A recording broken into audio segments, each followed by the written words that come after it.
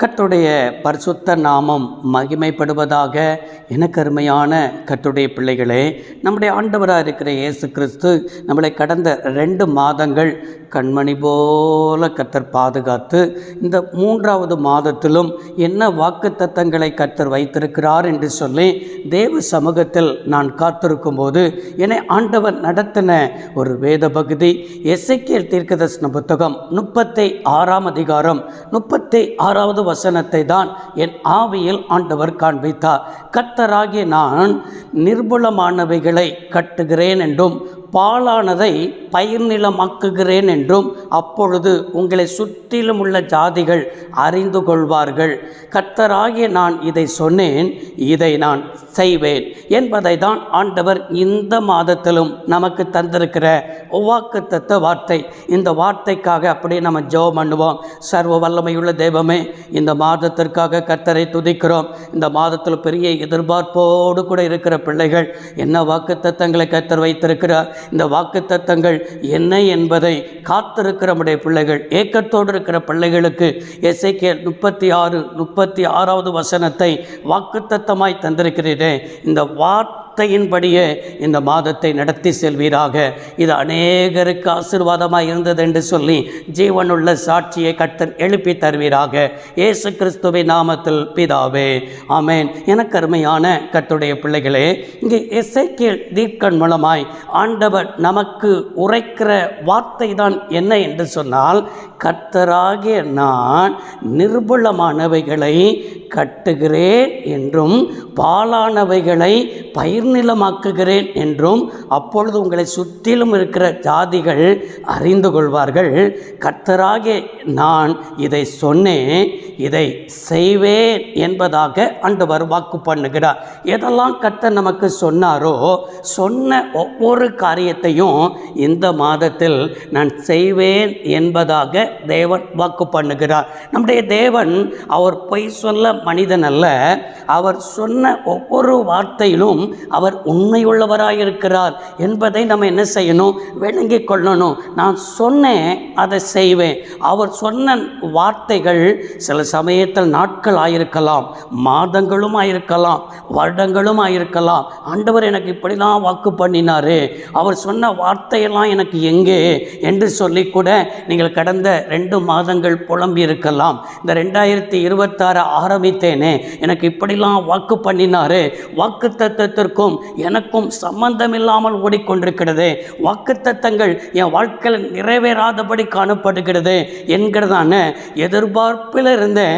எதிர்பார்ப்பின் மத்தியில் எனக்கு நிறைவேறாமல் இருக்கிறதே என்கிற ஒரு சோர்வின் ஆவி உங்களை பிடித்திருக்கிறதாகவே நான் ஆவியில் பார்க்கிறேன். இந்த மாதம் எப்படிப்பட்ட மாதம் என்று சொன்னால், உனக்கு சொன்னதை நிறைவேற்றுகிற ஒரு மாதம். அப்படி என்றால் இந்த பிரசங்கத்தின் தலைப்பே அதுதான், உனக்கு சொன்னதை நிறைவேற்றுவார் என்பதாக ஆண்டவர் சொல்லுகிறார். எனக்கு அருமையான தேவனுடைய பிள்ளைகளே, உங்களுக்கு என்னதை கர்த்தர் சொல்லி இருக்கிறாரோ, என்ன சொன்ன வார்த்தைகள் நிறைவேறாமல் இருக்கிறதோ, அது இந்த மாதத்தில் நிறைவேறும் என்பதாக கர்த்தர் உங்களை பார்த்து தான், நீங்கள் எதிர்பார்ப்போடு இருக்கிற உங்களை பார்த்து தான், சோர்ந்து போயிருக்கிற உங்களை பார்த்து தான், நான் சொன்னதை நான் நிச்சயமாய் நிறைவேற்றுவேன் என்பதாக கர்த்தர் பேசிக் கொண்டிருக்கிறார். இதே எசேக்கியேல் தீர்க்கதரிசன புத்தகம் 22ஆம் அதிகாரம் 14வது வசனத்தில், கர்த்தராகிய நான் இதை சொன்னேன், இதை நான் நிறைவேற்றுவேன் என்பதாக கர்த்தர் வாக்கு பண்ணுகிறார். எசேக்கியேல் 36 என்ன வாசிக்கிறோம், சொன்னேன் செய்வேன் என்கிறார். 24 அதே போல் நமக்கு 14வது வசனத்தில் என்ன சொல்கிறார் என்று சொன்னால், இதை நான் சொன்னேன், இதை நிறைவேறும் என்று என்ன செய்கிறார், சொல்லுகிறார். அப்படி என்றால் நம்முடைய தேவன் சொன்னதை செய்கிறவராகவும் இருக்கிறார், சொன்னதை நிறைவேற்றுகிறவராகவும் இருக்கிறார், சொன்னது நிறைவேறும் என்பதாகவும் தேவன் என்ன செய்கிறார், வாக்கு பண்ணி கொண்டிருக்கிறார். நம்மளுடைய தேவனை போல ஒரு நல்ல தெய்வத்தை நாம் என்ன செய்ய முடியாது, அறிய முடியாது. அவர் மாத்திரமே தெய்வமாக இருக்கிறார். அவர் தான் சொல்லுகிறார், சொல்லுகிறார். எரேமியா தீர்க்கதரிசன புத்தகம் 1ஆம் அதிகாரம் 12வது வசனத்தில், என் வார்த்தையை நான் தீவிரமாய் நிறைவேற்றுவேன். அப்படின்னா நீங்கள் கேட்டுக்கொண்டிருக்கிற இந்த நேரத்திலேயே எந்த இடத்தில் உட்கார்ந்து கேட்டுக்கொண்டிருக்கிறீர்களோ, எந்த இடத்தில் அமர்ந்து கொண்டிருக்கிறீர்களோ, நீங்கள் இருக்கிற இடத்திலே ஒரு மகிமை இறங்கி வருகிறது. சகோதரனே, சகோதரியே, நீங்கள் இருக்கிற இடத்துல அவருடைய வார்த்தை உங்களுடைய வாழ்க்கையில் இப்பொழுது நிறைவேறி கொண்டிருக்கிறது என்பதை தான் என் தெய்வம் என்ன செய்து கொண்டிருக்கிறார், பேசி கொண்டிருக்கிறார். அப்படி என்றால் உனக்கு சொன்னதை அவர் எப்படியெல்லாம் நிறைவேற்றுவார் என்பதை தான் கர்த்தர் இந்த நாளிலும் இந்த 1ஆம் தேதியிலும் கர்த்தர் உங்களோடு கூட பேசி உங்களுக்காக நான் ஜெபிக்க என்ன செய்கிறேன், விரும்புகிறேன். எப்படியெல்லாம் அவர் நிறைவேற்றுவார் என்றால், எசேக்கியேல் தீர்க்கதரிசன புத்தகம் திருப்பிக் கொள்ளுங்கள், 36வது வசனத்தை திருப்பிக் கொள்வோம் என்றால், கர்த்தராகிய நான் என்ன செய்வேன் என்றால் நிர்பலமானவைகளை கட்டுகிறேன் என்றும். அப்படி என்றால் முதலாவது கர்த்தர் நமக்கு செய்வதுதான் என்ன என்றால், நிர்பலமானவைகளை கட்டி நிறைவேற்றுவார் என்பதாக கர்த்தர் பேசுகிறார். நிர்பலமானதுன்னா என்ன அப்படி என்றால், ஒன்றுமே இல்லாமல் அழிந்து போனது, இல்லாமல் போனது. ஒன்று இருந்தது, இன்னைக்கு இல்லாமல் போனது. இன்றைக்கு ஆசீர்வாதம் இல்லாமல் போயிருக்கிறதா, சுகம் இல்லாமல் போயிருக்கிறதா, எது இல்லாமல் போய் இருந்த இடம் தெரியாமல் போனதை போல நிலைமை தான் நிர்பலமாக்கப்பட்ட நிலைமை. அதை எசேக்கியேல் 36 வசனம் 35 இவராய் பார்க்கிறோம். என்ன பார்க்கிறோம்? நிர்பலமான பட்டணங்கள் அரணிப்பான பட்டணமாய் குடியேற்றப்படும் என்று என்ன செய்யப்பட்டிருக்கிறது, எழுதப்பட்டிருக்கிறது, அங்கே பார்க்க முடிகிறது. அப்படின்னா நிர்பலமான பட்டணங்கள், இருந்த பட்டணம் அழிந்து போன நிலைமையில், இருந்த ஆசீர்வாதம் அழிந்து போன நிலைமையில் இருக்கிறதான இடம்தான் அரணிப்பான பட்டணங்களாக குடியேற்றப்படும் என்று சொன்னால் கட்டி எழுப்பப்படும். உன் வாழ்க்கையில் கடந்த நாட்களில் எந்த கண்ட காரியங்களெல்லாம் ஜெப வாழ்க்கை விழுந்து போனதாய் காணப்படுகிறதா, ஆவிக்குரிய நிலைமையில் விழுந்து போனதாய் காணப்படுகிறதா, அது மாத்திரமல்ல எதெல்லாம் விழுந்து போனதாய் காணப்படுகிறதோ கர்த்தர் இந்த நாட்களில் அருமையாய் வாக்கு பண்ணுகிறார். நிர்பலமானவைகளை நான் கட்டி எழுப்புகிற ஒரு தெய்வம், நான் கட்டுகிற தெய்வம். தாவீதின் கூடாரத்தை, விழுந்து போன கூடாரத்தை திரும்பி கட்டி எழுப்ப முடியும் என்றால் உன் ஜெப வாழ்க்கையினால் எழுப்ப முடியாதா? உன் ஆவிக்குரிய வாழ்க்கையை எழுப்ப முடியாதா? ஏதோ ஒரு பெற்றோர்கள் நீங்கள் பயந்து போய் காணப்படுகிறீர்கள். என் பிள்ளைகளை நினைத்து எனக்குள்ள ஒரு பயம் இருக்கிறது, என் பிள்ளைகளுடைய எதிர்காலத்தை குறித்த பயம் இருக்கிறது, என் பிள்ளைகளுடைய வாழ்க்கை ஒரு சரியாய் அமையாதது நிமித்தமாக என் பிள்ளையை நினைத்து நான் கண்ணீர் வடித்துக் கொண்டிருக்கிறேன் என்று சொல்லி நீ கண்ணீர் வடித்துக் கொண்டிருக்கிறாய். இன்னைக்கு ஆண்டவர் சொல்லுகிறார், நிர்பலமான பட்டணங்களை நான் கட்டி எழுப்புகிறேன் என்றால் உன் பிள்ளைகளுடைய வாழ்க்கையை நான் கட்டி எழுப்புவேன். சகோதரனே, சகோதரியே, நீ சோர்ந்து போகாதே. எதெல்லாம் நம்பிக்கை இழந்து போயிருக்கிறாயோ, இந்த வார்த்தையை கேட்டுக்கொண்டிருக்கிற தேவனுடைய பிள்ளைகள், என் வாழ்க்கை இப்படி முடிஞ்சிருச்சே, எனக்கு ஒன்றுமில்லாமல் ஒரு நிர்பலமாக்கப்பட்டதை போல ஒரு நம்பிக்கை இழந்து போய் காணப்படுகிறேனே என்று சொல்லி, அது உங்களுடைய வாழ்க்கையை குறித்திருக்கலாம், உடைய தொழிலை குறித்திருக்கலாம், ஏதோ ஒரு ரீதியில் நிர்பலமாக்கப்பட்டதை போல நீ காணப்பட்டு உணர்ந்து கொண்டு கண்ணீர் வடித்துக் கொண்டிருக்கிறாயோ, என் தேவன் சொல்கிற ஒரு வார்த்தை, நான் கட்டி எழுப்புகிற ஒரு தேவனாயிருக்கிறேன். அதுதான் உனக்கு நான் சொன்னதை நான் நிச்சயமாய் செய்வேன் என்பதாக தேவன் வாக்கு பண்ணுகிறார். இரண்டாவது, உனக்கு சொன்னது எதை நிறைவேற்றுவார், எப்படி நிறைவேற்றுவார் என்றால், எசேக்கியேல் 36 வராய் வாசிக்கிறோம். கர்த்தராகிய நான் நிர்பலமானவைகளை கட்டி எழுப்புகிறவர் என்றும் பாலானவைகளை பயிர் நிலமாக்குகிறவர் என்றும். நம்முடைய தேவன் இரண்டாவது என்ன செய்வார்னா, பாலானவைகளை பயிர் நிலமாக்கி ஆண்டவருடைய வார்த்தையை நிறைவேற்றுவார்.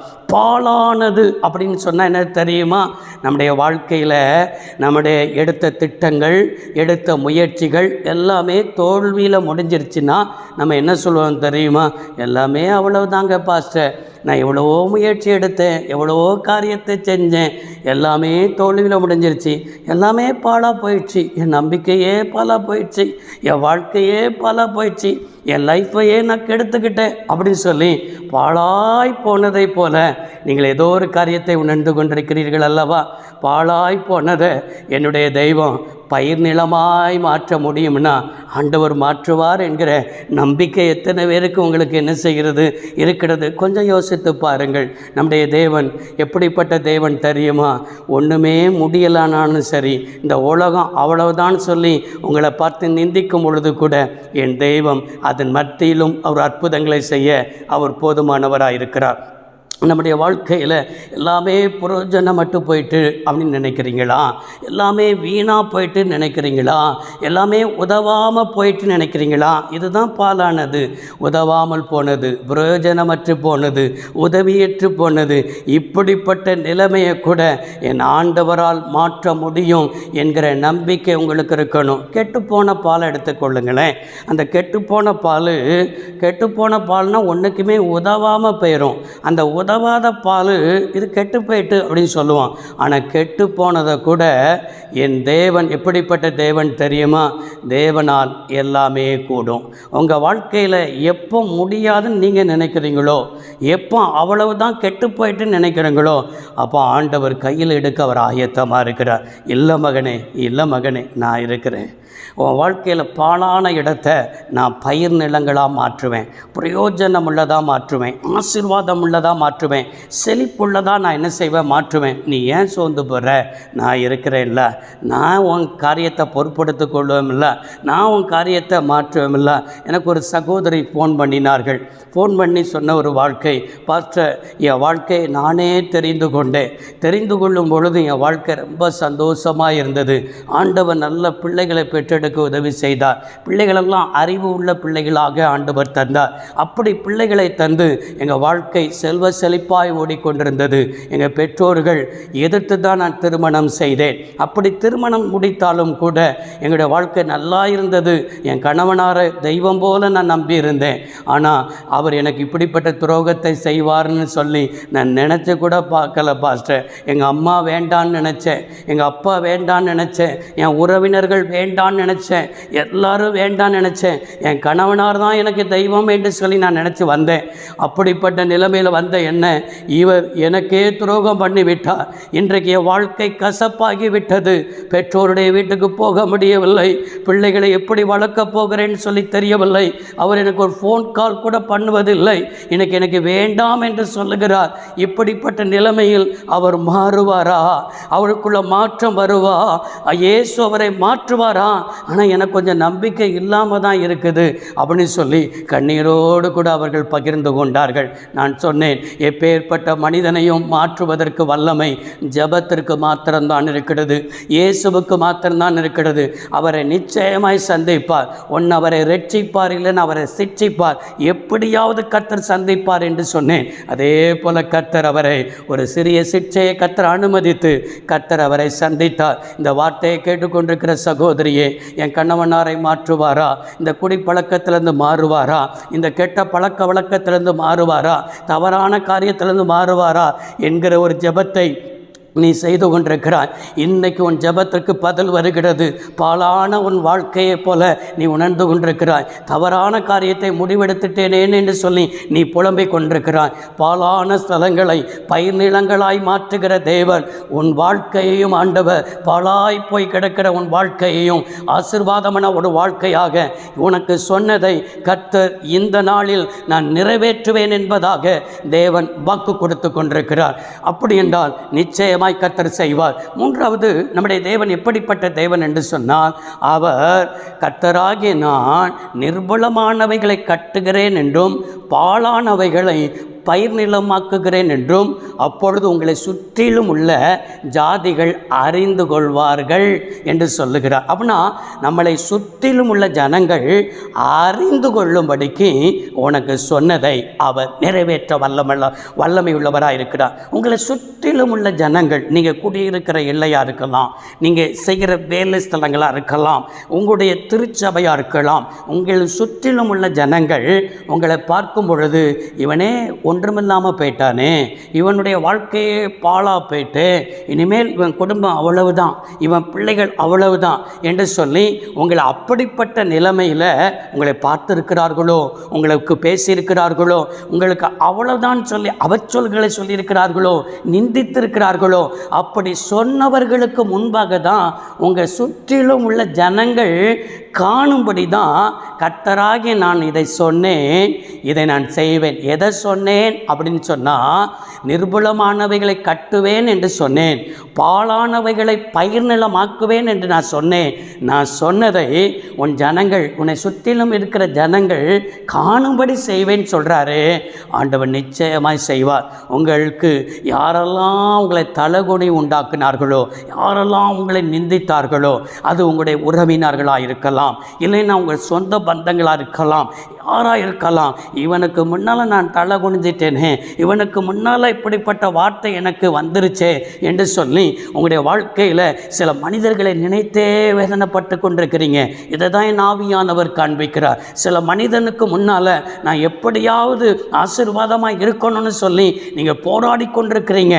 கர்த்தர் சொல்லுகிறார், அப்படிப்பட்டவர்களுக்கு முன்பாக தான், எந்த மனிதர்களுக்கு முன்பால் நீ ஆசீர்வாதமாக இருக்கணும்னு சொல்லி ஜெபிக்கிறாயோ, ஜெபித்து கொண்டிருக்கிற சகோதரனே, சகோதரியே, அப்படிப்பட்டவர்களுக்கு முன்பாக உன் தலையை நான் உயர்த்தி அழகு பார்க்க போதுமானவராக இருக்கிறேன். யோசேப்புடைய வாழ்க்கையில் சூரியனும் சந்திரனும் 11 நட்சத்திரங்களும் வணங்கும் என்று சொல்லி சொப்பனத்தை பகிர்ந்து கொள்ளுகிறார். சகோதரர்கள் எல்லாரும், உன்னையா நான் வணங்கணும், உனக்கு முன்பாகவா வந்து நிற்கணும் என்று அவனை பகைத்து தான் குழியிலே தள்ளி போட்டார்கள். போத்திபாரிடத்தில் விற்று போட்டு இஸ்மவேல் இடத்தில் விற்று போடுகிறார்கள். இப்படிப்பட்ட அவமானங்கள், அவச்சொல்கள் எல்லாம் யோசேப்புடைய வாழ்க்கையில் என்ன செய்தது? வந்தது. ஆனாலும் ஆண்டவர் சொன்ன வார்த்தை, யோசேப்புடைய வாழ்க்கையில் கர்த்தர் சொன்ன வார்த்தை நிறைவேறும் அளவும் அவருடைய வசனம் அவனை புட்டமிட்டது என்று என்ன செய்கிறோம்? வேதத்தில் வாசிக்கிறோம். சில சமயத்தில் நமக்கு வருகிற பாடுகள், உபத்திரவங்கள் எல்லாம் அவர் நமக்கு வைத்திருக்கிற தேவ திட்டத்துக்கு நேராக நடத்துகிறது என்பதை விளங்கிக் கொள்ளுங்கள். யோசேப்புக்கு ஆண்டவர் உண்மையுள்ளவராக இருந்து அவருடைய வார்த்தையை நிறைவேற்றினது போல, சுற்றிலும் இருக்கிற ஜனங்கள் அவனை வணங்கினது போல கர்த்தர் உங்களுக்கும் செய்வார். சோர்ந்து பார்க்காதீங்க. ஆண்டவர் இந்த மாதத்தில் என்னென்ன முயற்சியெல்லாம் எடுக்கிறீங்களோ அதுக்கெல்லாம் ஆசீர்வதிப்பார். அதே போல் ஒவ்வொரு காரியத்திலும் தேவன் எசேக்கியேல் 36 வசனத்தை ஆண்டவர் நிறைவேற்றி அவர் அற்புதங்களை செய்ய போதுமானவராக இருக்கிறார். ஜெபிப்போமா? சர்வ வல்லமையுள்ள தெய்வமே, இந்த வார்த்தையை எங்கெல்லாம் உட்கார்ந்து கேட்டார்களோ, கேட்ட பிள்ளைகள் ஆசீர்வதிக்கப்படட்டும், இந்த வசனத்தின் ஆசீர்வாதத்தை பெற்றுக்கொள்ளட்டும். இந்த நாட்களில் கூட 10th எழுதுகிற பிள்ளைகள், +1 +2 எழுதுகிற பிள்ளைகள் ஞானத்தை, அறிவை, புத்தியை தந்து, ஞானத்தையும் தந்து, அறிவையும் தந்து சிறந்திருக்க உதவி செய்யும். அப்படியே நாமத்தை மகிமைப்படுத்தும். இந்த மாதம் முழுவதும் ஆசீர்வாதமாக இருக்க உதவி செய்யும். இயேசு ரட்சக நாமத்தில் பிதாவே. கர்த்தர் உங்களை ஆசீர்வதிப்பாராக. God bless you.